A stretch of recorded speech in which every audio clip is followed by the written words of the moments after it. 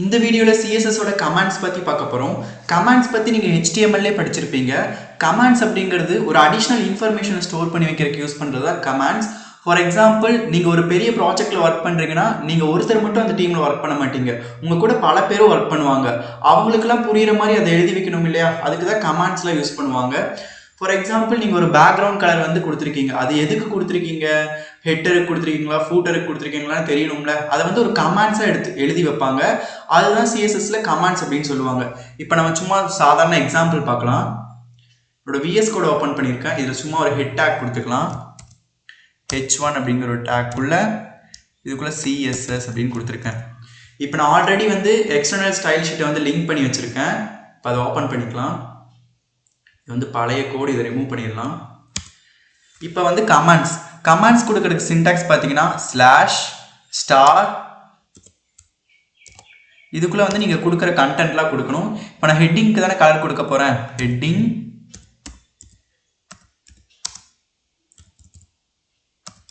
Colour. இப்போ இதை close பண்ணுறதுக்கு மறுபடியும் ஒரு ஸ்டார், அதுக்கப்புறம் மறுபடியும் ஒரு /. இதுதான் HTML கமாண்ட்ஸோட சின்டாக்ஸ். இப்போ வந்து அதுக்கு CSS கொடுக்கலாம். H1 டேக் தானே யூஸ் பண்ணோம். H1 open bracket close bracket colour blue அப்படின்னு வச்சுக்கலாம். இப்போ இது லைவ் சர்வர் ஓப்பன் பண்ணி பார்க்கலாம். போன வீடியோவில் சொன்ன மாதிரி HTML மட்டும்தான் நம்மளால் லைவ் சர்வர் ஓப்பன் பண்ணி பார்க்க முடியும்.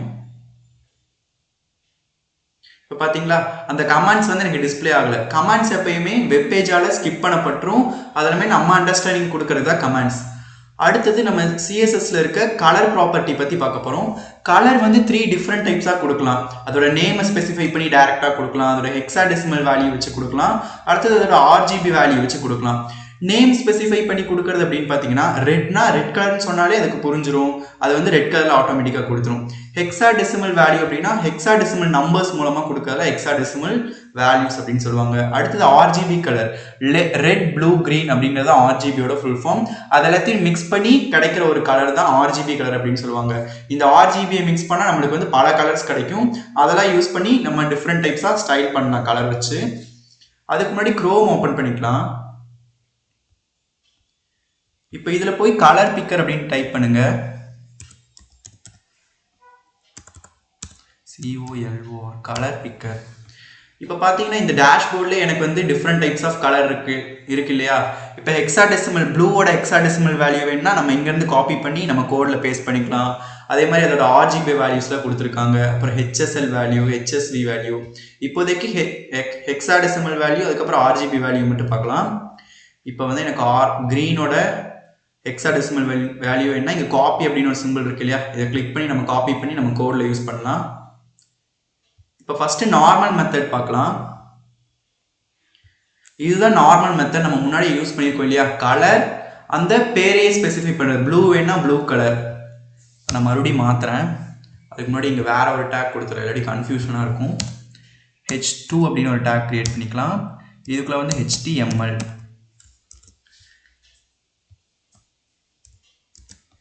இப்போ வந்து நம்ம இதுக்கு ஹெக்ஸாடெசிமல் வேல்யூ யூஸ் பண்ணி பார்க்கலாம். இந்த க்ரீன் கலரை எடுத்துக்கலாம். ஹெக்ஸாடெசிமல் வேல்யூ கொடுக்கணும்னா முன்னாடி ஒரு ஆஷ் சிம்பிள் போடணும். H2 டேக் தான் யூஸ் பண்ண போகிறோம். Open bracket close bracket. Hexadecimal value use பண்ணணும்னா முன்னாடி ஒரு ஆஷ் சிம்பிள் போடணும். அதுக்கு முன்னாடி அந்த ப்ராப்பர்ட்டியோட நேம் கலர் தானே கொடுக்க போகிறோம். இதுக்கு பேக்ரவுண்ட் கலர் கொடுக்கலாமா, பேக்ரவுண்ட் கலர் கோலன். இப்போ அந்த ஹெக்ஸாடெசிமலை காப்பி பண்ணி வச்சுக்கோங்களா, அதை இங்கே பேஸ்ட் பண்ணிடுங்க. அதுவே நீங்கள் காப்பி பண்ணும்போதே ஆஷ் எடுத்துக்கும். ஆஷ் நீங்கள் காப்பி பண்ணும்போது இல்லாட்டி நீங்கள் ஆஷ் கொடுத்து தான் இந்த நம்பர்ஸ்லாம் கொடுக்கணும், ஹெக்ஸாடெசிமல் நம்பர்ஸ்.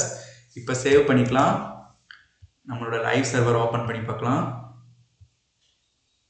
பார்த்தீங்களா, பேக்ரவுண்ட் கலர் செட் ஆயிடுச்சு.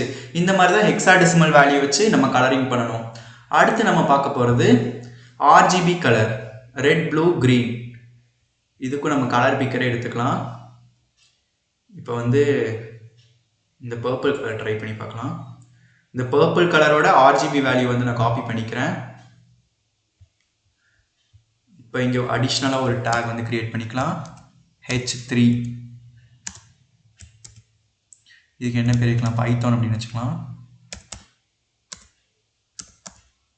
PYTHY. ஓகே,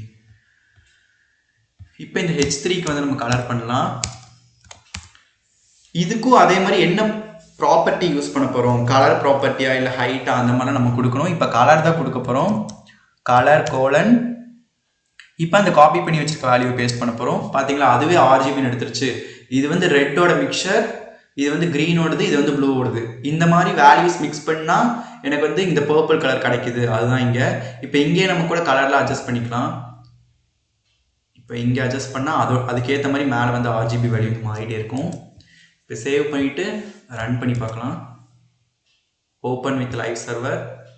இப்போ பார்த்தீங்கன்னா இந்த பைத்தான்ங்கிறது வந்து எனக்கு பர்பிள் கலரில் மாறிடுச்சு. ஸோ இந்த மாதிரி தான் different types of colouring method use பண்ணி நம்ம சிஎஸ்எஸ்ல கலர் யூஸ் பண்ணுவோம். அடுத்த வீடியோவில் சிஎஸ்எஸோட ஹைட் அண்ட் வித் ப்ராப்பர்ட்டி பற்றி பார்க்கலாம்.